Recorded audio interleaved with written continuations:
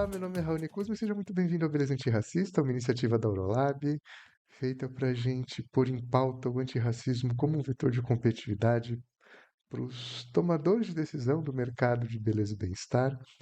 E hoje a gente tem um episódio muito especial com uma pessoa incrível, que é o Camilo. E meu amigo, por favor, conta pra gente quem que é você na fila do pão. Olá, bom dia, meu amigo Raoni. Pois é, quem é o Camilo, né? Camilo Araújo na fila do pão. Bom, eu sou um cara, né? Eu sou o Camilo, eu sou neuropsicólogo, psicólogo clínico, sempre atuo com uma abordagem racializada, né?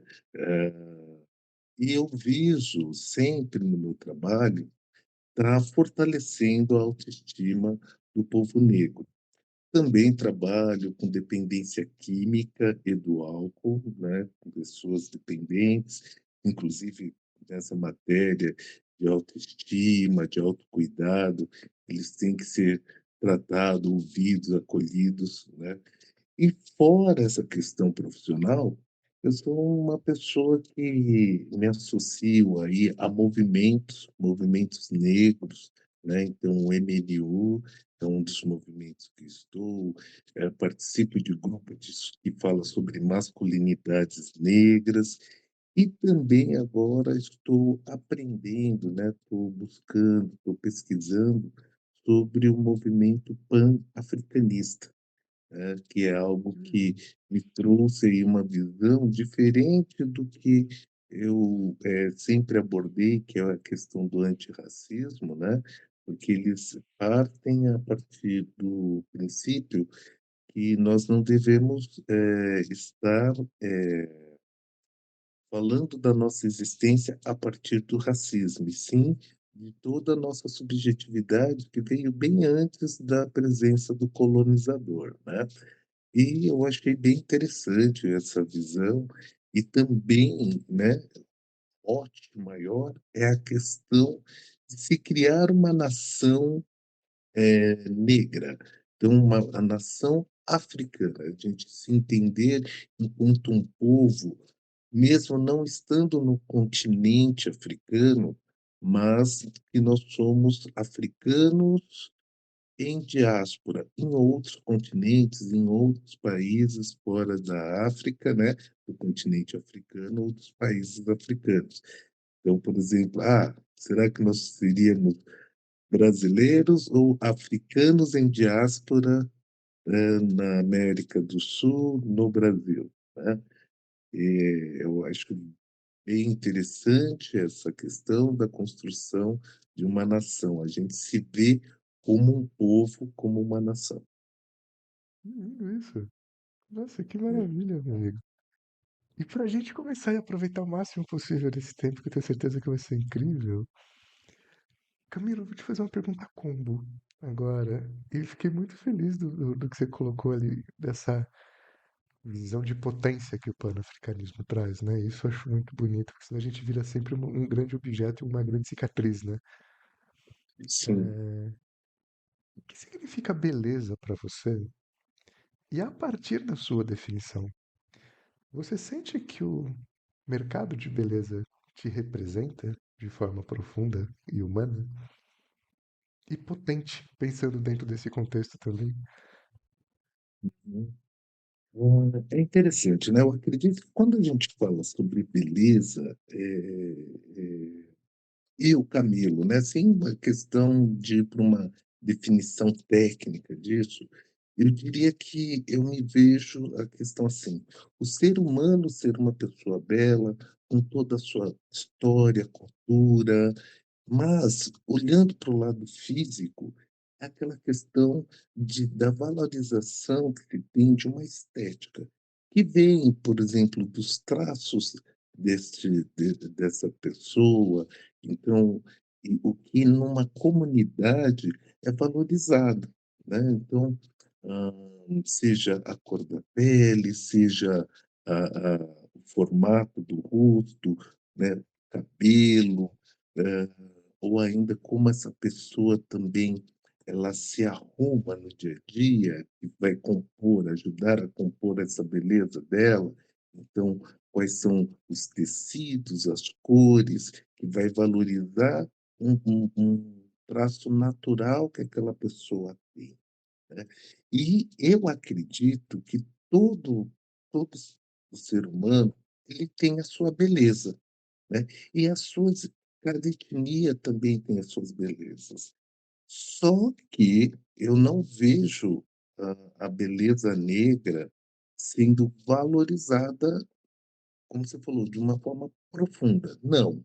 O que eu vejo hoje é que estão se falando mais, tem uma questão aí que tem uma abordagem de se trazer, a beleza negra, uma representatividade que vai para um lugar de força, tal, de resistência, resiliência, mas assim, eu não vejo ela sendo valorizada de fato. Por quê, né, assim, como eu não vejo? Porque se eu for ver a questão do mercado, né, e aí vamos primeiro, né, a beleza, ela o mercado, eu vejo ele sendo muito pautado na beleza feminina. Mas teríamos que falar também da beleza masculina. Ah, e homens estão se cuidando mais, tal, mas ainda, assim, se falar assim, se me representa, não, eu acho que é pouco, eu ainda não tem uma diversidade, eu acredito que não inclui todas as belezas, se pensando na pessoa negra, os tons de peles não são todos contemplados, né, teria que ter uma paleta aí de cores muito grande, e ainda mais, por exemplo, porque assim, no continente africano, se a gente pensar nisso, eu acredito que a existe muita beleza, porque assim, essa variedade é muito maior, né. Então, se a gente for ver os tons de pele, mesmo no continente africano, são muito variáveis. Você vai ver aquela pessoa extremamente retinta, aquela pessoa que é um preto menos retinto, aí você vai ver aquela pessoa que aqui para o Brasil e vendo aquela coisa do colorismo, aí já entra o pardo, tudo mais. Eu falo assim, tudo isso, eh teria que ser levado em conta, então a paleta de cores teria que ser bem maior, né.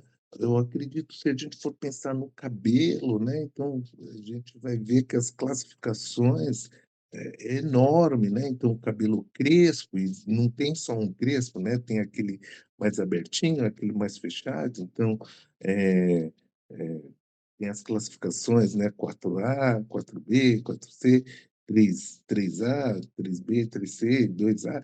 Então, você vê, é uma infinidade. Eu acredito que, se falando de beleza negra, a variedade ela é imensa, só que não é feito alguns produtos, hã, muito, como chama? Com uma paleta muito, não variada, com 2 3 tons apenas, e ainda se for pensar produtos para que atenda, por exemplo, o autocuidado, por exemplo, seja da pele, seja do cabelo, seja, como chama? De informação também para essa população, eu acho muito pequeno, né. Foi uma coisa ali para atender mesmo o comercial, mas não vende de fato o consumidor final, né. Sem contar que muitas vezes que eu encontro alguns produtos voltado para a beleza negra, eu encontro um produto, aí eu fico meio que engessado, porque eu não tenho variedade. Por exemplo, falar: "Ah, tá, então tem esse produto aqui, um protetor solar". E aí eu tenho outras marcas que oferecem? Não, é pouco, eu acho muito pouco, né, para o potencial de mercado que se teria, é pouco, pensando que a gente né, a população negra, que é a somatória dos pretos, mais o pardo. Se a gente for pensar, nós somos mais da metade da população e não tem produto que atenda todo esse potencial mercado. eu acredito que a nossa beleza não é valorizada. Eu não me sinto valorizado, né. O que eu posso dizer é que antes não existia nada voltado pra gente, até se a gente queria tirar uma foto, não ia ter um estudo das cores ali para o filme voltado para o meu tom de pele. E hoje já tem, mas ainda eu acho que não me representa. Eu acredito até que o mercado está perdendo aí, se eles estão pensando em lucro, eles estão perdendo uma fatia enorme. Só que assim, além de quando eu encontro uma variedade muito pequena, eu fico preso, engessado a uma marca ou aquele produto, ainda, falo assim, eu vejo que muitas vezes o preço que eu pago é maior do que o preço de produtos que é voltado para a população não negra. Então, não me vejo representado, não me vejo valorizado de fato, né. Houve eu acho que, assim, o que era totalmente negligenciado, hoje nós temos, assim, algumas ofertas, né. E eu acho que até para não ficar feio para o mercado, eu acho que ele é meio tratado dessa forma, né. Porque também quando a gente vai ver as empresas que falam: "Ah, são inclusivas", ou tem, j vamos falar de grandes marcas, né, tipo, eu acho que é mais para aquela coisa, assim, para não dizer que não tem nada. Porque alguns produtos também que a gente vai ver que é o empreendedor, pequenas empreendedoras, né, mulheres negras que vão lá e que, por conta própria, faz um lançamento de algum produto que possa auxiliar aí na construção da beleza negra, né, e que eu acredito que elas estão indo bem, mas, assim, elas poderiam ser, vamos dizer, se tivesse essa valorização, elas poderiam ser apoiadas, né, e grandes empresas poderiam até comprar o projeto delas ou investir no projeto delas para que crescesse mais ainda, né. Por exemplo, quando a gente pensa em cabelo, eu co quando eu comecei, né, que eu até sempre usei meu cabelo raspado, agora eu estou deixando ele crescer para poder trançar o cabelo e tudo mais, de repente fazer algumas coisas diferentes, eu conheci o de Benguela, né, que é um empreendimento de mulheres negras aí que trabalham com laces, perucas, tudo mais. E, né, então, por exemplo, essas pessoas estão, no meu ponto de vista, buscando valorizar a beleza negra, né. Mas, assim, são elas por elas, né. Eu não sei se elas são apoiadas por essas grandes companhias. Acredito que não. Perfeito, meu amigo. Nossa, e obrigado por isso que você trouxe. E aí eu queria te fazer uma outra pergunta, que é uma pergunta padrão aqui também do programa, mas colocar uma pimenta que você trouxe que eu acho muito interessante. Primeiro, na sua visão, essa falta de representatividade afeta a saúde mental das pessoas negras? E aí eu queria colocar um outro ponto, que é algo que você trouxe que eu acho muito importante a gente colocar em pauta, que é quando existe esse eu universal, né? Porque parece que tem um tipo de negro, né, que é só representado em um produto, um tipo de pele, um tipo de cabelo. E como você trouxe, né, toda essa ampla diversidade, essa riqueza, essa beleza diversa dentro daquilo que a gente coloca como diversidade. Isso afeta ainda mais, porque dentro daquele contexto onde eu me enxergo no outro, aquele outro, ele é um universal e esse universal é totalmente excludente. As minhas próprias imperfeições ou singularidades, enfim. Então, não sei se foi clara a pergunta, mas eu queria muito pensar contigo essas duas Sabe, camadas, né? Essa falta de representatividade. Quando existe algum tipo, ele é um negro universal que só existe na cabeça da branquitude. branquitude, sim.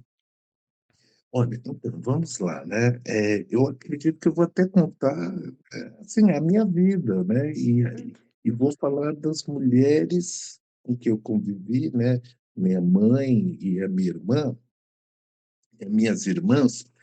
E aí eu acredito que dá para responder essa essa essas perguntas, né. Então, assim, bom, a falta de representatividade, com certeza, ela é, assim, ela é muito importante. Ela é tão importante que a branquitude sabe disso e ela se vê a todo momento, em tudo quanto é lugar. Então ela vai se ver na televisão, ela vai se ver na internet, nas redes sociais, ela vai se ver nos outdoors, que, né, que era algo muito utilizado, mas que ainda existe. Ela vai se ver em todas as comunicações, eh, audiovisuais, vai se ver representado, cinema, teatro, tudo, né. Tudo é voltado para a branquitude, porque eles sabem da importância, porque aonde você não se vê, você não se enxerga, então aquilo não vira uma possibilidade para você, né, porque você não vai se identificar, você não vai se ver representado. Então, por exemplo, você quando se pensa no imaginário, vamos pensar aqui no nosso contexto, pensar no médico, será que as pessoas vão pensar na figura de uma pessoa negra? Né, num médico, num dentista, no próprio psicólogo, né, neuropsicólogo, advogado, será que as pessoas vão pensar na pessoa negra? E agora, quando você não tenho nada contra essas funções ou essas profissões, mas, por exemplo, um porteiro, um faxineiro, será que aí as pessoas imaginam, né? Então, no imaginário do brasileiro, eu acho que eles vão ver sempre a pessoa negra num papel de subalterno, né. Como eu falei, eu não tenho nada contra isso, mas eu falo assim, quer dizer, eu acho que eu tenho não tenho contra a profissão, mas eu tenho contra a questão de a gente não poder se ver, né, em outros cargos que exigem, o estudo, a intelectualidade, né.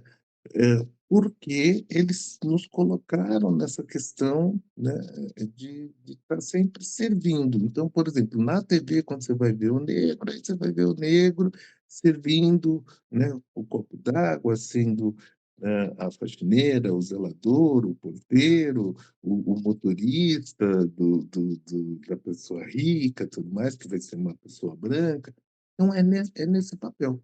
E isso afeta, assim, a construção, a saúde mental, porque afeta a construção da nossa subjetividade, né. E a pessoa querendo, tipo assim, e sem contar que às vezes se vê também no papel do traficante, do bandido, do trapaceiro, né. Então aí a pessoa que está ali construindo a sua subjetividade, a criancinha, ela vai querer se pertencer ao que é dito como bom. Né, então ela começa a se esforçar a se aparecer menos com aquilo que é representado de uma forma pejorativa, negativa, né.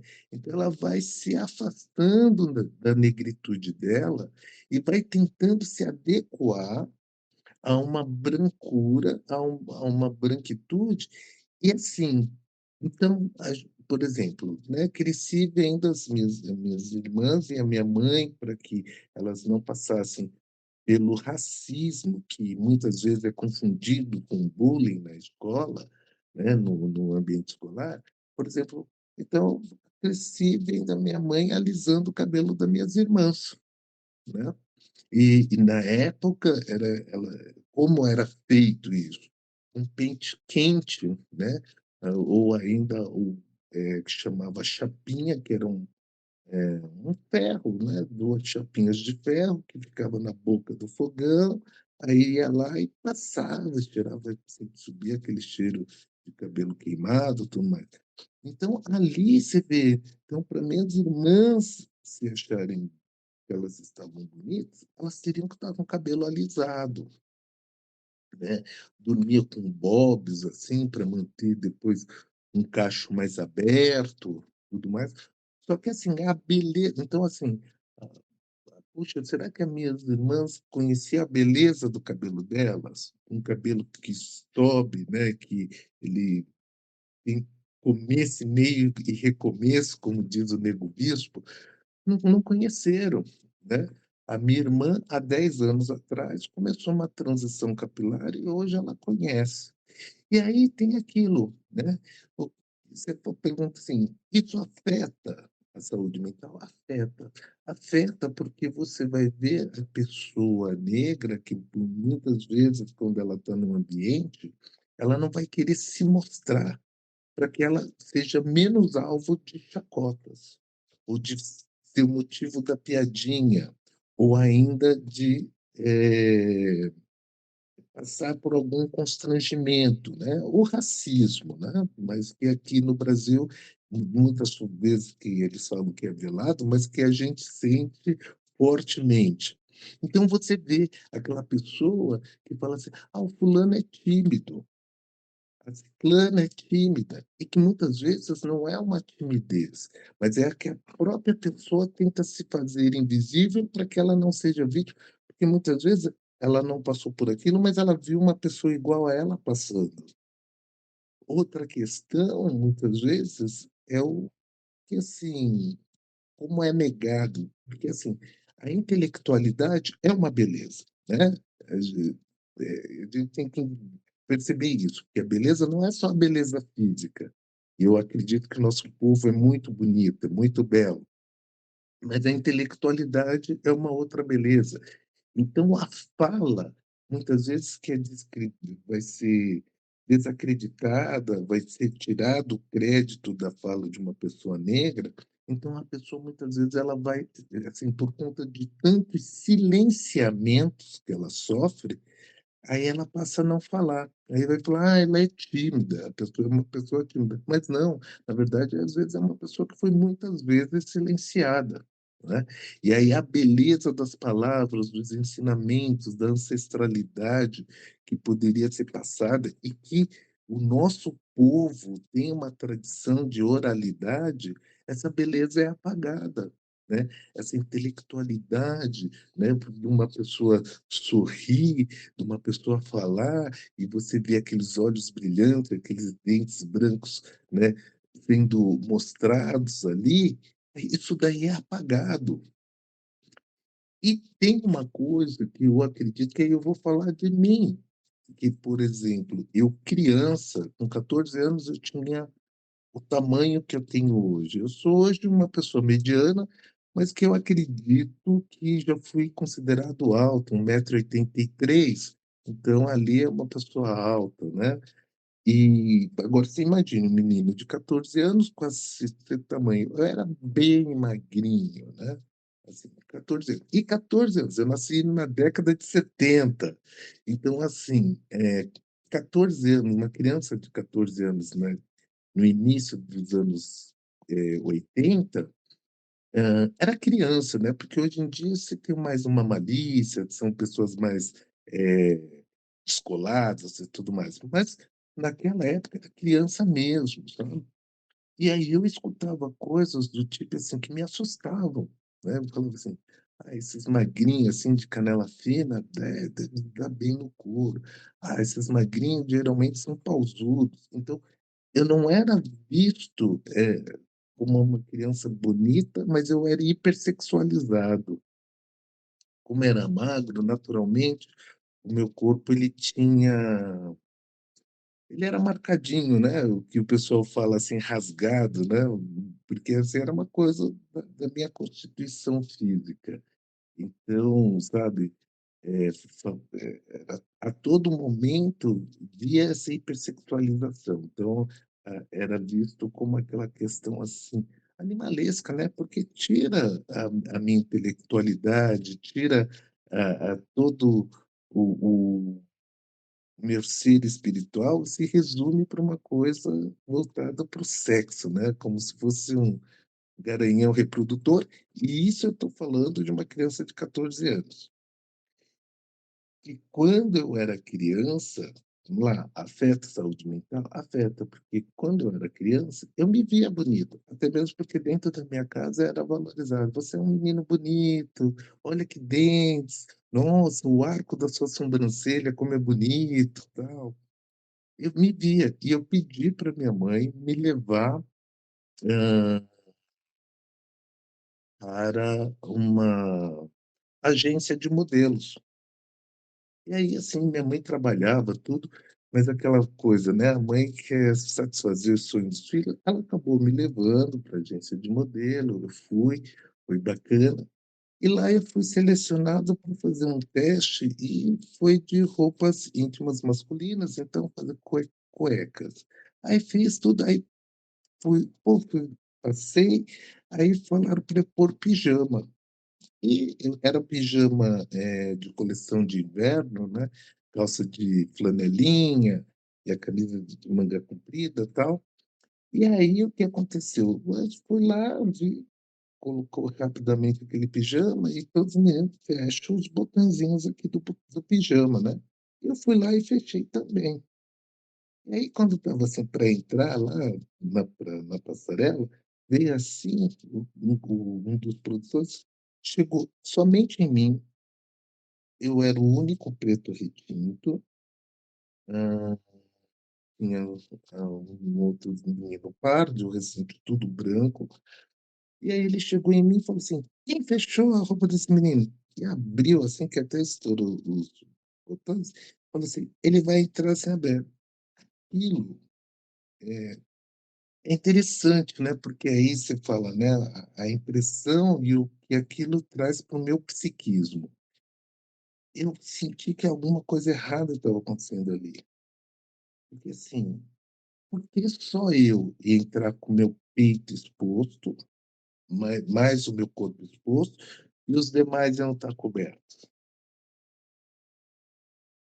Só que era era muito jovem, hum, achei aquilo invasivo, mas não sabia o porquê. E aí chegou minha vez de entrar, entrei, fui, voltei, mas fiquei com aquela sensação, né, e que hoje, até, né, por eu atuar na saúde mental, eu vejo que foi a hipersexualização de um corpo negro, só que assim, aí era um adolescente, quando eu estava com 15 para 16, um adolescente que foi hipersexualizado, né. Então, estava valorizando minha beleza corporal? Não, estava hipersexualizando, é diferente. Se todos entrassem, né, então, aí a gente ia ver: "Não, olha, né, tem uma beleza aí da juventude e tudo mais, não é, vai se entrar". Então, são coisas assim, afeta, porque aí, assim, vamos lá, né, como que será que eu ia lidar com a minha nudez? Então, são coisas que a gente vê.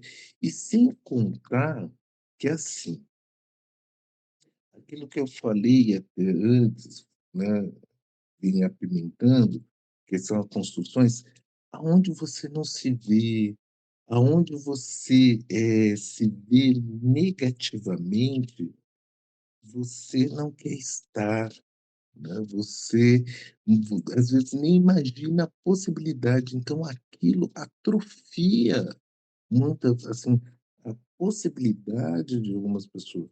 A pessoa vai se ver insegura, ela não, a autoestima vai estar rebaixada, né, a autoconfiança, e isso assim, a pessoa passando por isso diversas vezes, isso pode desencadear transtornos, tá, que pode ser tanto um transtorno de ansiedade, pode ser um transtorno, de humor, né, que aí vem a depressão, causado por isso. E assim, e dependendo das violências do racismo que ela sofre ali, até outros tipos de transtornos mais graves, né, psiquiátricos, podem se desencadear a partir dessas violências, tá. Porque o próprio medo, que ele é bom para nos proteger, mas o excesso desse medo, ele faz a pessoa não evoluir o psiquismo dela, né, o desenvolvimento nas várias áreas de uma forma global, né. Tanto que tem uma frase, eu falo assim, é genial, da Nina Simone, que pergunta para ela: "O que é liberdade?" E ela fala: "Liberdade é não ter medo". Muito Então potente isso. isso vem aí, já traduz. E você vê, né, meu amigo, nós estamos falando da beleza, então o quanto a pessoa ser valorizada pelo que ela é importante, né. Uma nação que fizer esquecer, né, da onde ela vem, e foi a partir do princípio da beleza, se a gente for ver. Porque toda essa questão de beleza estética, quando os europeus, eh chegaram em África, e a priori para estudar, nem estou falando dessa parte colonial, eles se depararam com pessoas que estavam cobertas de ouro, com civilizações que se pintavam, que criavam a maquiagem e tudo mais, que os homens inclusive utilizavam também, porque isso daí vem da do continente africano, né.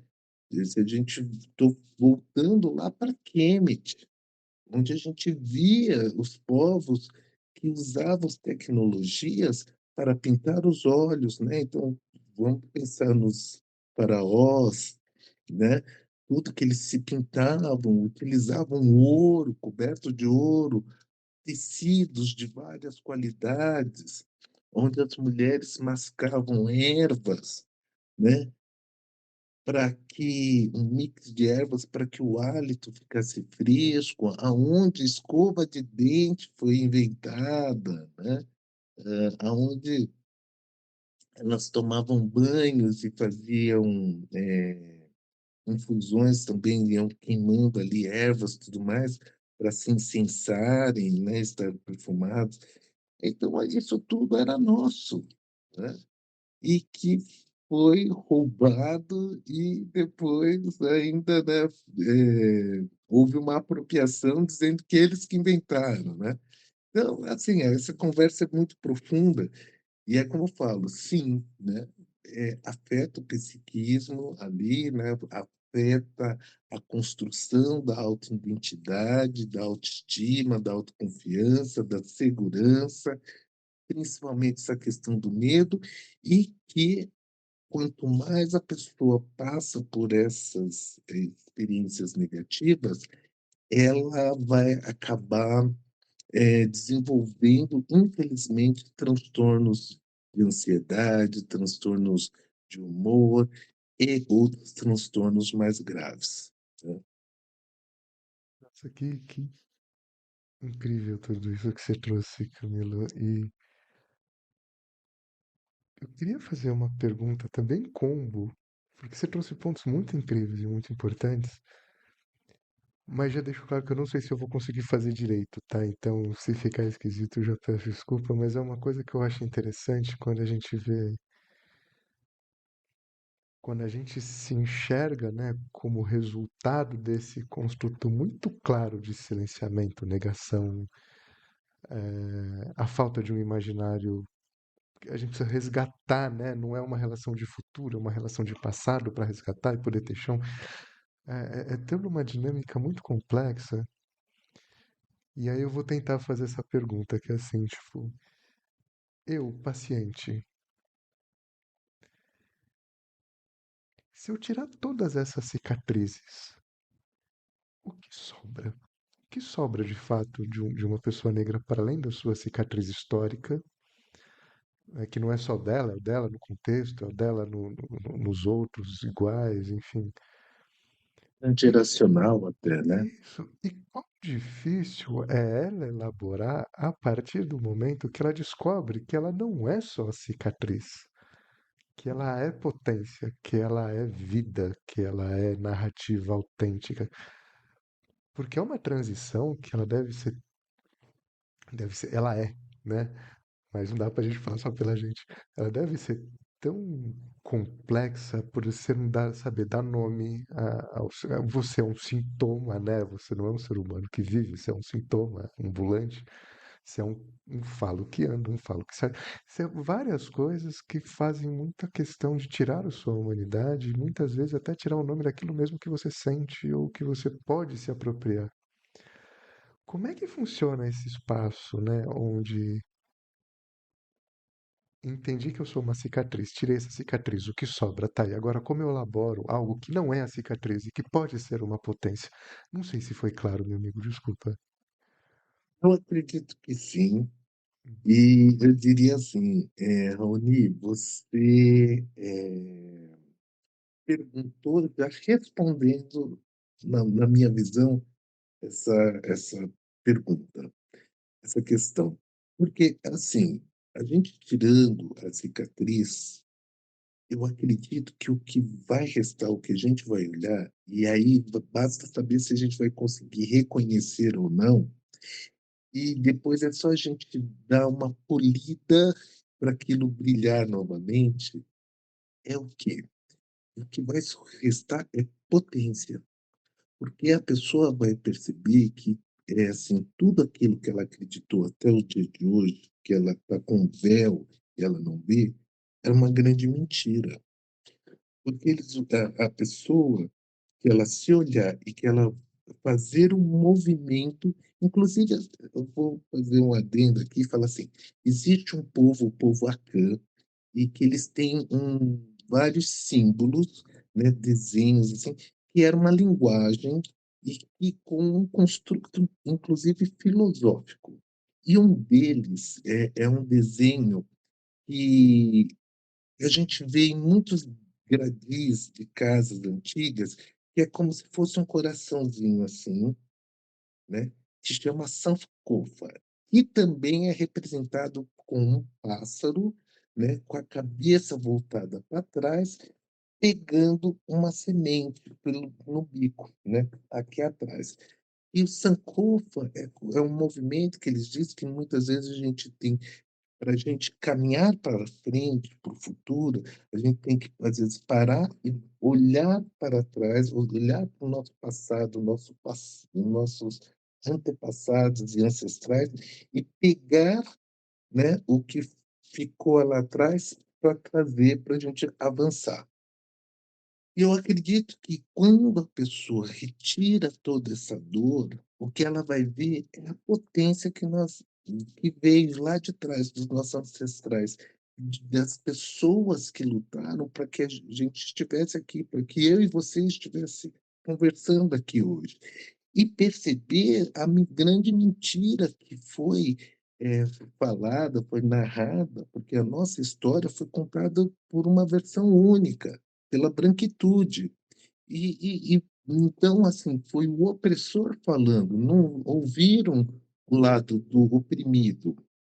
E ver que o nosso povo, que é o berço da humanidade, né, não ficou de braços cruzados esperando os gregos, europeus, que é uma civilização bem mais nova, sem fazer nada. Vai ver tudo isso, vão aprender o que é Kemet, vão aprender o que era o continente africano antes da chegada, né, do colonizador, e vão ver a potência. Vão descobrir que, por exemplo, os grandes cosméticos, na verdade, vinha lá desde quando, né, os nossos povos utilizavam, tinham tecnologia para se pintar, tudo mais. Vamos ver que Cleópatra, que foi representado por uma grande atriz, ok, mas uma mulher branca, e, poxa, mas não era um povo branco. Então, a pessoa vai descobrir tudo isso, vai descobrir que a matemática foi inventada em solo africano, né? Vai conhecer a história do osso de Lebombo, vai ver que tinha o tão famoso teorema de Pitágoras, não foi Pitágoras que fez, que neste osso, que há 15 mil anos antes do nascimento de Pitágoras já existia o teorema do triângulo retângulo. Isso tudo é potência. Fala, nossa, então foi meu povo que inventou tudo isso. Né? Olha que beleza, olha que encanto. Né? Então, eu acredito que vai ter tudo isso. Porém, é como eu falo, vai ser uma descoberta que talvez vai ofuscar a pessoa, então vai ter que ser polido ali tudo, até mesmo para a pessoa, se acostumar com o brilho. Mas a partir do momento que ela pega para si, o movimento de Futsankofa, pega e traz para cá, ela vai se fortalecer. E aí ela vai perceber que, assim, será que eu tenho que ficar me esforçando para ser valorizado pelo olhar do outro, ou eu tenho que me olhar junto com o meu povo e eu ser uma potência, né? E eu estar me dado por satisfeito de falar assim, quando eu estou entre os meus, eu sou valorizado, né? A gente que parece uma coisa até meio, como a gente fala, um jargão, mas não, sabe aquela coisa assim, muitas vezes você só está no lugar errado, né. É assim, e eu acredito que tem uma coisa muito bonita do povo, por isso que eu falo que o povo, assim, quando a gente fala de beleza, a gente vai falar da beleza, assim, física, ok, mas tem também a beleza das nossas filosofias. Povo negro, não é povo africano, nós temos uma questão de agregar. E foi por isso que aconteceu tudo o que aconteceu com o povo negro, porque ele tem essa filosofia, essa questão ética. A branquitude, né? E aí vamos falar de uma branquitude europeia, ela não tem essa questão. Para eles existir, ele tem que destruir o outro. Então, o processo de colonização. Então, destruiu invadiu, né? Não satisfeito com isso, aí destruiu etnias, destruiu culturas, tal, destruiu belezas indígenas, africanas e de outros povos, para que ele pudesse existir. Então, isso é uma coisa da branquitude, né? E da branquitude europeia, né? O que não é do povo africano, né? Porque quando os africanos estiveram na Europa antes de tudo isso, né? E aí a gente vai falar de um povo que é chamado de mouros, eles levaram a tecnologia. Quando eles chegaram lá no continente europeu, eles viram europeu caminhando em cima de bosta, literalmente, e entrando em suas casas, viu, né, eles pestilentos e tudo mais. E os africanos levaram pavimentação, levaram iluminação com velas a óleo, levaram tecnologia, construíram banheiros eh, públicos, né, banhos públicos, tudo mais, né? Então é uma visão diferente, tá? E a pessoa, quando ela se despir de tudo isso, o que ela vai encontrar é potência. Ela vai perceber que o que foi dito para ela era tudo mentira e que foi contado apenas por uma visão, a visão da branquitude. Nossa, que fantástico isso, meu amigo. E queria te fazer mais uma pergunta antes da gente começar ali a caminhar pro final. Sempre com muito pesar, porque é muito tá muito incrível, meu amigo, de verdade. E fica à vontade para falar, Raul. Não, tá? Por favor. Mas a gente está falando de um contexto, quando a gente fala de uma psicologia racializada, e me corrija, tá? Por gentileza, se eu estiver errado, onde não dá para a gente encaixar todo mundo numa caixinha, como, né, a psicanálise convencional adora fazer. E, logicamente, respeitando sempre que toda dor é uma dor, e toda dor merece ser acolhida e cuidada. Mas quando a gente fala de uma psicologia racializada, entendendo muito contexto, né? Tendo muito contexto para tentar chegar num ponto aqui. Entendendo que a gente está numa ciência racista, num contexto convencional de psicologia, que ele é branco, é o reflexo da branquitude. Excêntrico, Quando a gente fala de uma psicologia racializada, a gente está falando de fato que a psicologia ela ganha um papel político, porque a gente está descortinando para gerar impacto também, de certa forma, né? A partir da autenticidade de um sujeito que se vê potente e não de um sujeito que se vê ser como um servo, né? Psicologia, ela é política? Ela deveria ser política? Qual que é o papel social para além do cuidado do sujeito? Porque ela gera impacto social num sentido muito profundo. Como você enxerga essa dinâmica? Vamos lá, né? Eu acredito muito assim que o fato da gente viver e essa nossa conversa aqui é política. Eu não tenho, a partir do momento que eu sou um ser vivente, pensante e que eu respiro, é um ato político. Então, acredito que tudo é política. E quando a gente fala sobre essa questão, uma psicologia racializada, a psicologia é política, sim, é. Por quê? Com essas a psicologia é uma ciência e com essas evidências científicas, sabendo o impacto do racismo na construção da subjetividade de todo um povo, de uma etnia, né, ou ainda de uma nação, né, de nacionalidades, assim, pensando, eh, existe a construção de políticas públicas. E isso vem através de dados científicos. E a psicologia é uma ciência que vai fornecer esses dados. É muito importante. E aqui no mundo, a psicologia ela é eurocentrada, né? Tanto que eu queria aprender, comecei a aprender alemão, porque eu queria aprender o alemão para eu ler os originais, que eu tenho a coleção completa do Freud e a coleção completa do Jung, hã, que é de língua alemã, né, porém eurocêntrico, né, brancocêntrico. E aí eu vejo aqui, ainda bem que está aqui do meu ladinho, né, eu vou pegar aqui alguns livros que são coisas, assim, que eu vejo, assim, na minha formação.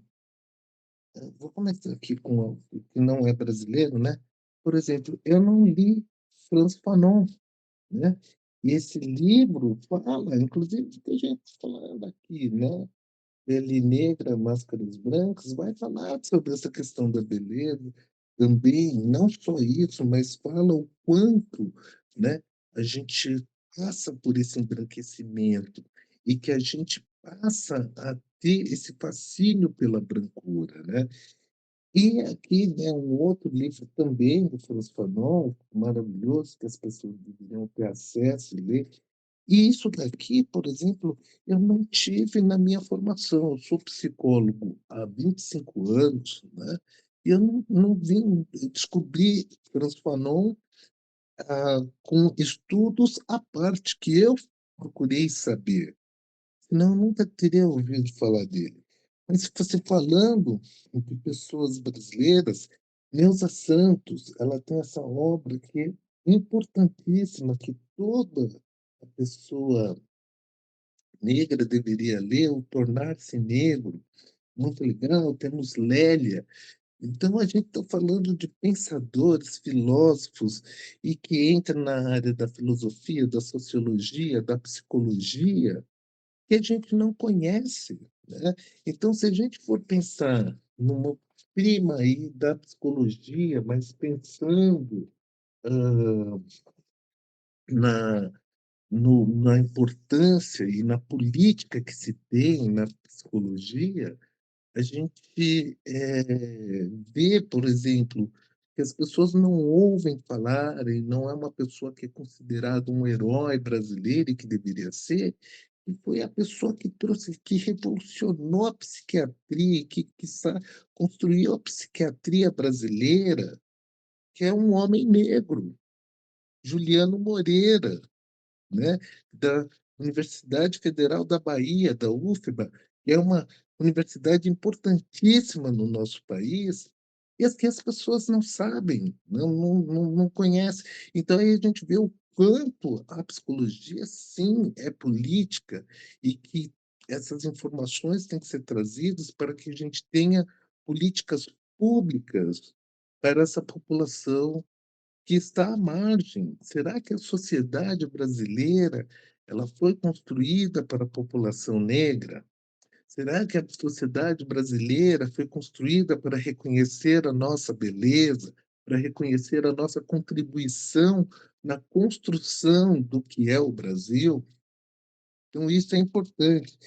E aí, respondendo mais ainda a sua questão, tem um livro que todo brasileiro deveria ler, que começa de uma abertura dos famosos manicômios, né, do Brasil, e tem um muito famoso que é o Colônia, né? E aí tem esse livro que foi um documentário também, tá? O Holocausto Brasileiro, da Daniela Arbitz, que traz e que a gente vê que muitas pessoas viviam em sanatórios, em manicômios, pelo simples fato de ser pessoas negras, pelo simples fato de serem pessoas LGBTs, QIAPN+, pelo simples fato de serem mulheres que engravidaram na sua pré-adolescência ou adolescência e em nome de uma família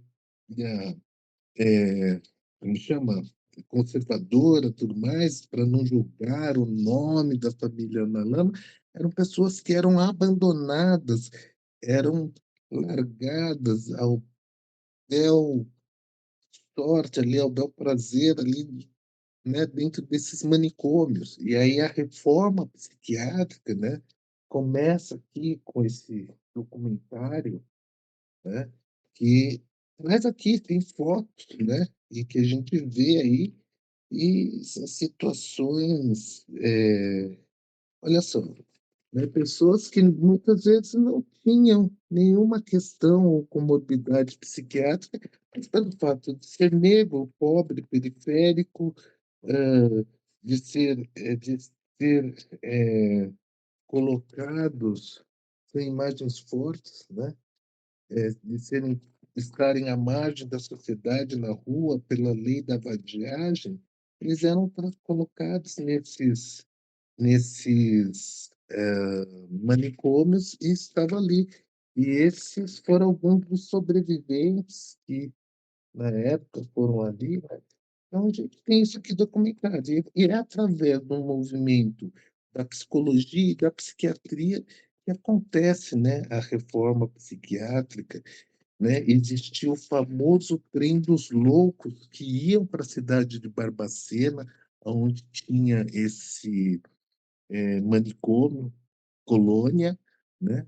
Então, muitas pessoas falavam, né? E aí eu conversando com uma pessoa que é de Minas Gerais, falou, nossa, eu lembro quando eu era criança e que falava, se eu ficasse muito traquina, aprontando muito, iam me colocar no trem dos loucos e iam me levar lá para Barbacena. Né? Aí a gente está falando, né, de gerações contemporâneas, tá?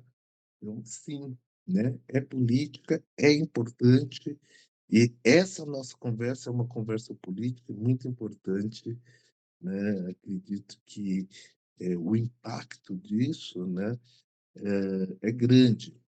E há quem diga que tudo isso que eu possa estar falando, mostrando, que às vezes não é o Camilo que está dizendo, são pesquisadores, são sociólogos, filósofos, médicos, pesquisadores, né, neuropsicólogos, psicólogos, né, advogados falando, pessoas, né, de várias áreas, várias ciências, né?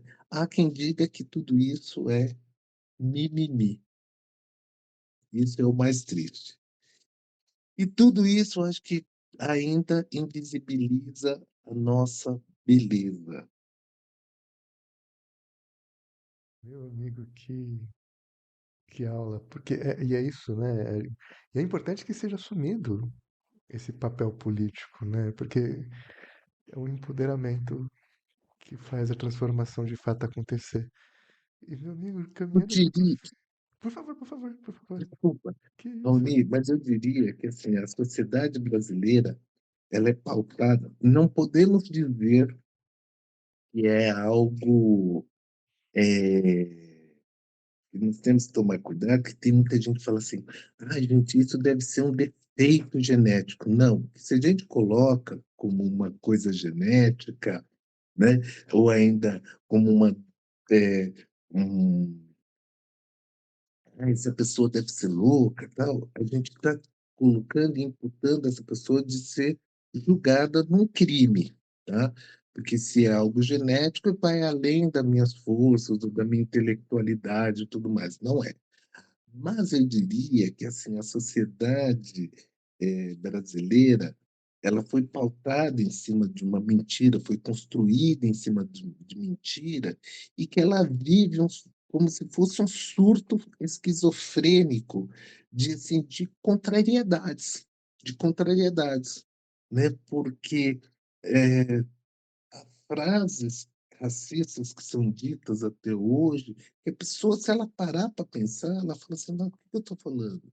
Ah, porque eu vou dormir cedo no final do domingo. Ah, não, eu vou para casa e tal, porque amanhã é dia de branco. Sendo que quem é que estava trabalhando, né? Que essa expressão vem da época colonial, né? Quem estava ali a gente fala assim, gente, era o povo negro, eram as pessoas que eram escravizadas. E tem outra questão, né, que, como eu falo assim, é quase um pensamento esquizofrênico, que as pessoas querem negar tanto, né, que a pessoa ela chega e fala assim: ah, porque essas pessoas são incultas, são pessoas que não têm conhecimento e tudo mais. Porque, assim, os donos do engenho eram os que montaram os engenhos.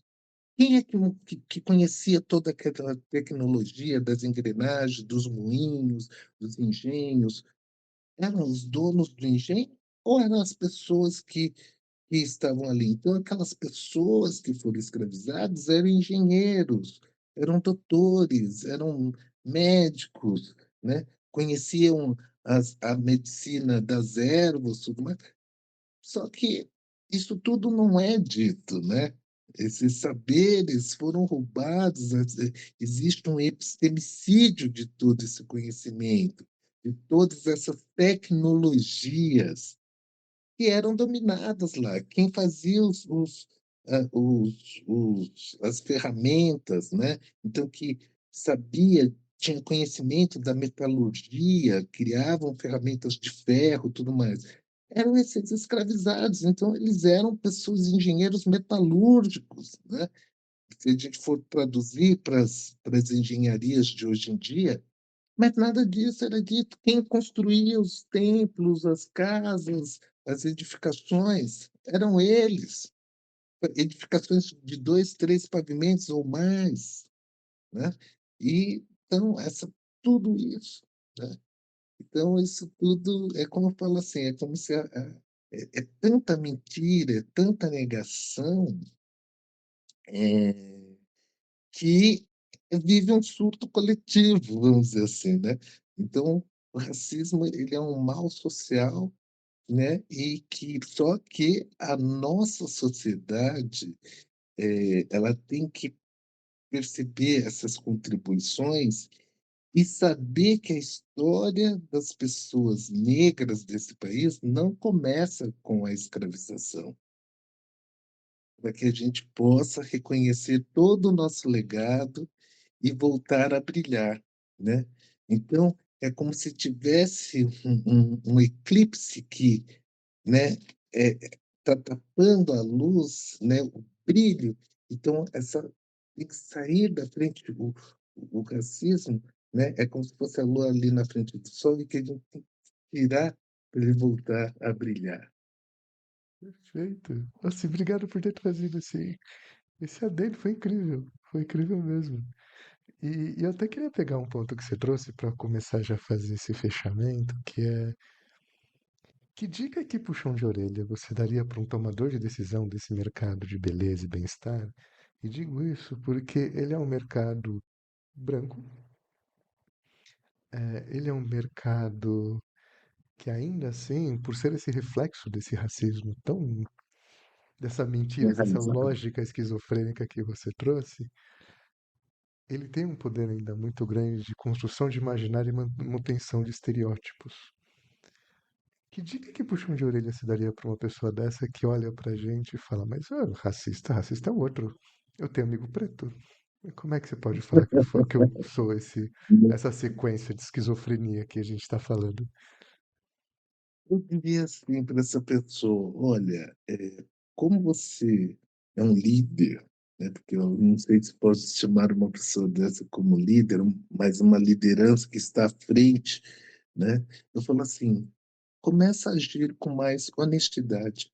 Vá conhecer, né, o significado da palavra honestidade, porque se as pessoas forem honestas, né, aí eu vou falar com toda a branquitude, né, nós estamos falando aqui de um, né, comandante de uma grande indústria, farmacêutica ou ainda da beleza, fala assim: "Vá conhecer o significado da palavra honestidade, porque se eles forem honestos, eles vão reconhecer da onde vieram todos esses conhecimentos".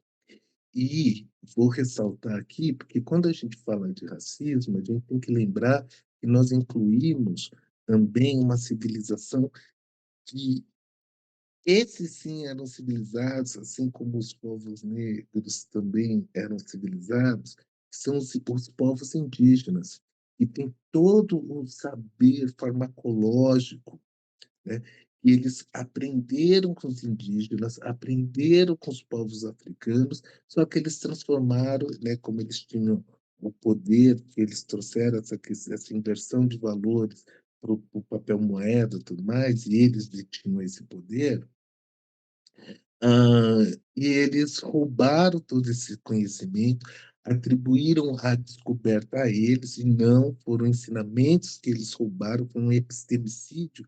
Então, seja honesto e reconheça e passe a citar como chama? Né, nas referências, né, quem realmente descobriu, de quem detinha essa tecnologia, porque isso é importante. E outra coisa, façam de fato uma reparação, porque a reparação histórica não é esmola. Perfeito. E é muito importante isso que você trouxe do epistemicídio, né?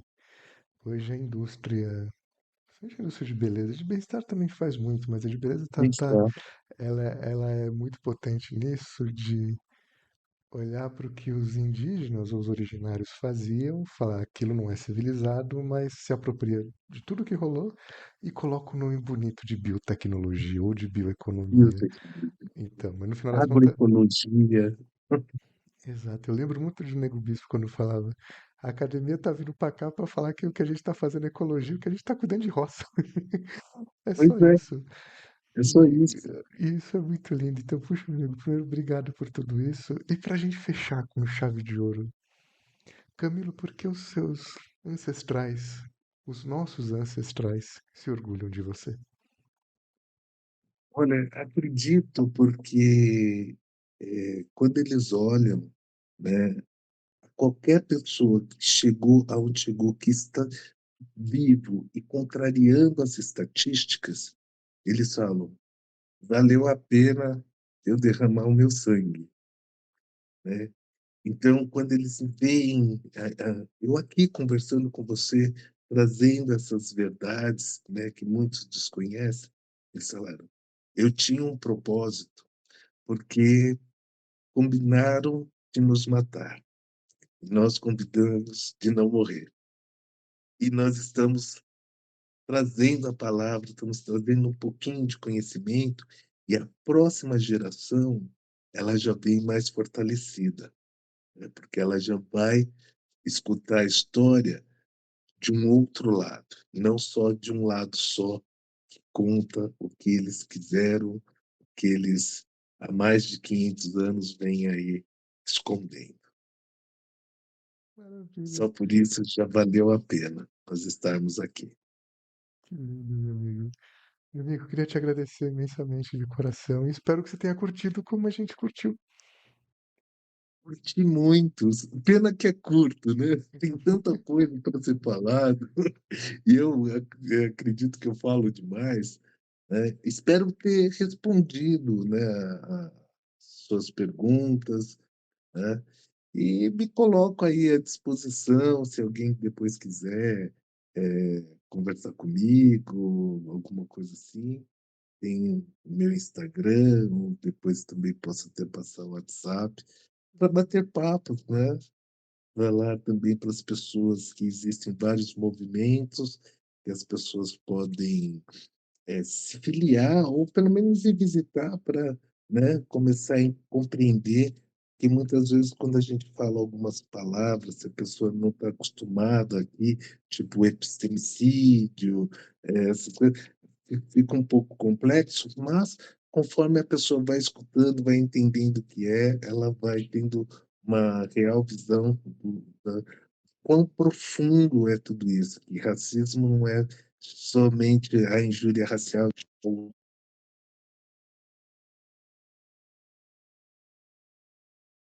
Perfeito.